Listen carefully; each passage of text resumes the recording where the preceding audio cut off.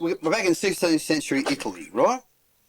And there was this lady, she was unmarried, which was a great sin. We were in the days of the Inquisition, and there was this lady called Camilla, and she was unmarried and she has a child, and the child was born a cripple. The child's name's Hooky. The cripple's got a hunchback, like the Hunchback of Notre Dame. But anyway, she takes in washing and she does people's laundry, and she works to her fingers to the bone to bring up this cripple. But because he was a cripple, he was never allowed into church, and because they thought it was bad luck. And she named the cripple Hooky. And every day, Hooky the cripple used to walk down the main street of Castelmanieri, Italy, right? Walk down the main street. And every day he used to have to pass Manuelo the butcher. Now, Manuelo the butcher was a big merchant, and he had relatives in the Vatican. He had relatives who were members of the Inquisition. He had uncles that were cardinals. He had all this sort of stuff, you know. He was a very wealthy merchant, and he had butcher shops all over the Kingdom of Italy, in the Kingdom of Naples, in the Kingdom of Verona. He had butcher shops in Sicily and everything, you know. And every day he would rush out of his butcher shop and he'd say, Hooky, I'm a telling you, you know walking past my butcher shop, you dirty rotten cripple. And he'd kick Hooky into the gutter, he'd kick him into the mud, he'd spit on him and he'd say, you dirty rotten cripple. And Hooky just used to cop it sweet, you know, because he used to go down every day the main street to help the fishermen mend their nets. Trying to be a good boy. He tried to be a good boy. Every day, work his fingers to the bone to help put food on the table for his poor mother. And every night he'd come home and complain. Oh, Mama, Manuelo the butcher, he kicked me, he hurt me, he spit on me, he called me cripple, he said I should have been drowned at birth. His mother used to say to him, Hooky, you can't do nothing to Manuelo. Manuelo is too powerful. You must turn the other cheek. You know, like Jesus, turn the other cheek. That's all you gotta do.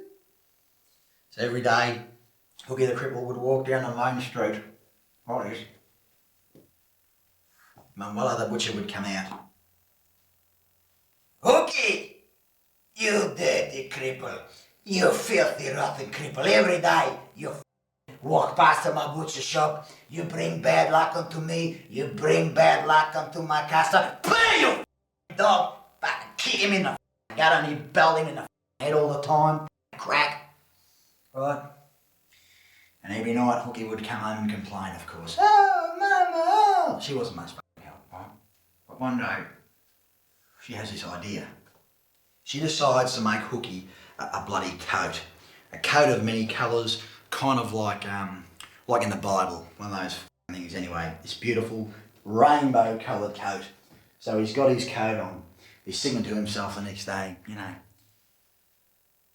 Manuelo the butcher, he can't hurt me no more. He'd be dazzled. He'd be blinded by this beautiful coat. So he's walking down the main street. And Manuelo the butcher sees Hooky coming from far off in the distance. He sees him and says, oh, Hooky, hey! Hey, little cripple, hey, Hooky, you have a very nice coat. Beautiful coat, Hooky. Hooky's thinking to himself, by this stage, of course, you little bloody beauty. Fantastic, I'm sweet as a nut here. Man, very nice coat, give me a look at your coat. Fucking bash! Hey, there! Kick him in the head, smash him in the head, and pull him into the gutter, put mud all over him, smear him with mud and all sorts of shit, right? And this went on every day. For days, for weeks, for months. Hooky the cripple couldn't even walk down the main street where he bloody lived without getting bloody kicked and bashed and spat on by Manuelo the butcher. Right? So anyway, time goes on and Hooky, he turns 21. And his mother says to him, hey, Hooky, yeah, you're a man now. You're a man. And because you're a man, I'm going to give you something to help with your work mending the fishermen's nets. So she gives Hooky this great big knife.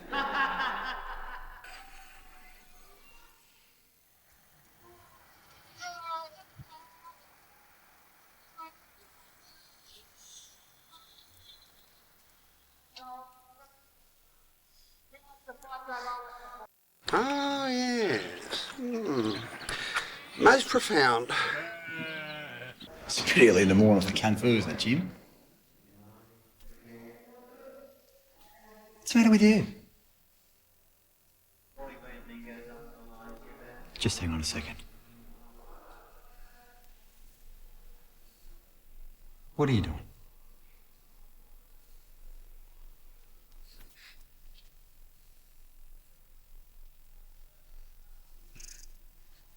What's got into you?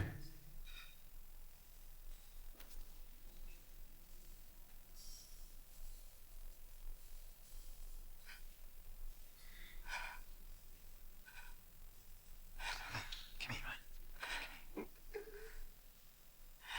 Sorry, Chop. It's all right. It's all right.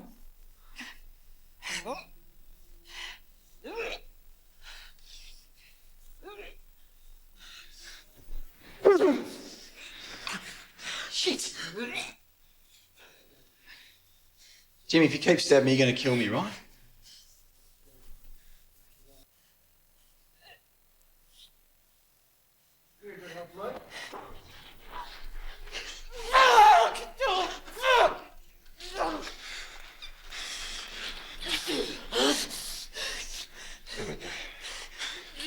I'm going to let you go, Jim. You've got a knife in your hand.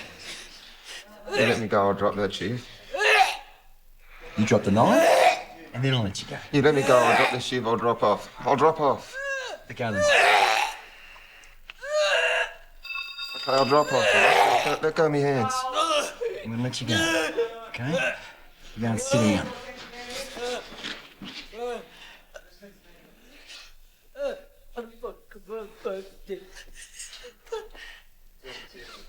Terrific snake go, Jim. Bloody terrific. You obviously listened and learnt well, didn't you? Always give credit where credit is due, Jimmy. I'll give you top marks for treachery, mate. Blue, you're bloody useless. Yeah, I'm all right. Jesus, mate, does it hurt? No. I think you better lie down. What for? It's not looking too good, mate. Come on, let me help you out. You gotta lie down and lie still. Come on. It's all right, mate. They said to me, you will stay in H Division till the day, you know, you will rot in H Division. I said, I'll be out of here this afternoon. So what age? This is 20s? 30s? I was 23. Oh, I'm doing that too. Anyway, I said, no, you won't. I said, yes, I will. I said, no, you won't. I said, yes, I will. Went back to the yard. They had this National Geographic on prosthesis. Prosthesis. Yeah. Bloke had a false hand made out of stainless steel. I said, I'll cut my bloody hand off with that sheet of tin over there that was against the wall, and I'll get a hook put on my hand. They said, you idiot, they're not going to let you have a hook on your hand in jail. You get a hook when you get out. And I said, oh, correct the mundo, right? So I said, off with these, get a razor blade. So Kevin Taylor, the bloke that shot Pat Shannon, got a razor blade, he wrapped it in toilet paper, comes up to me. I said, no, I'm sitting there. Go. He's like this. Doing a slow. Oh, I said, oh, for God's sake. I said, just rip him off. That really hurts. And he's like this, didn't want to hurt me. He was like this, being oh so delicate. You know. Is he in front of you? Well, he's in front of you? He's here, Yeah. I'm there. Yeah. And I've got my arms folded. Yeah. Like this. You know. And he's like this. And I said, get with the program. You know, get them off. What are you doing? Oh. And he went, I said, the other one. And he went, oh. And he went, and everyone freaked out. How many people were in there? Yeah, 6. About 6. And what do they do? They jumped up on the benches. Well, Yeah. they're all in the shower yard. They're all up on the shower bench where everyone, you know, Yeah. this little bench people shower. And which yard was it? Number 1 shower yard. Is that the one that's on the side that's covered over? As soon as you work down the tunnel, It's the to your- first door. Yeah. First door on your right. Yeah. That's the number 1 shower yard. Yeah. and I got a towel, put it over my head, like that. Yeah. I could feel all this hot water coming out. It's like hot water. It wasn't hot water, it was blood. Yeah. And so I started spinning out a bit. And Kevin Taylor picked the ears up. He picks the bloody blade up. He gives me the bloody blade. And I got the blade. Yeah. And then he says, oh, this will, you know, and then he's rushing out trying to say, oh, I'll get the blade off him, sir. Yeah, Chopper cut his ears off. And I'm going, yeah, I'll cut my ears off, you know, because old Taylor would have gotten into heaps of trouble. So when will it be out? Well, when it's going to be out 3. is in the year 2000. Oh, don't give me the date. I'm serious. What, you and me are sitting here surrounded by chooks for a movie that's going to be out in the year 2000? You are kidding me. You are kidding me. The year 2000? Year 2000. The year 2000? Can you believe that? You've agreed to do a movie that's going to come out in the year 2000? Well, that's how long they It'll be a take. good year, Mark. You f***ing well want to be. For Australian film.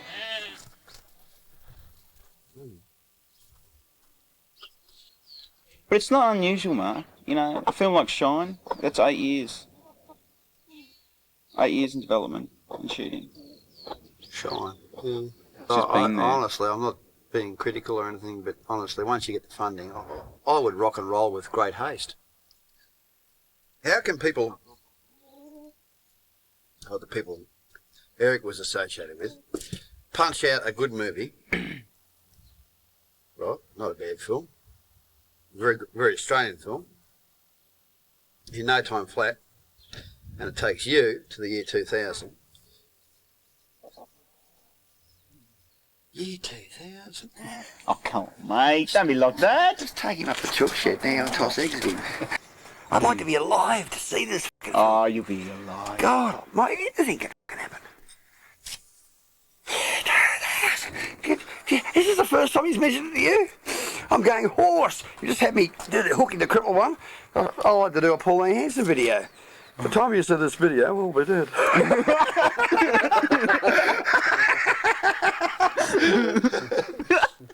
I'll be fucking dead from waiting around.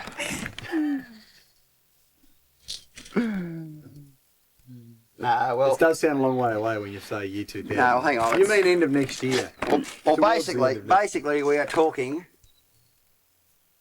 Oh shit, no, that's 2 years.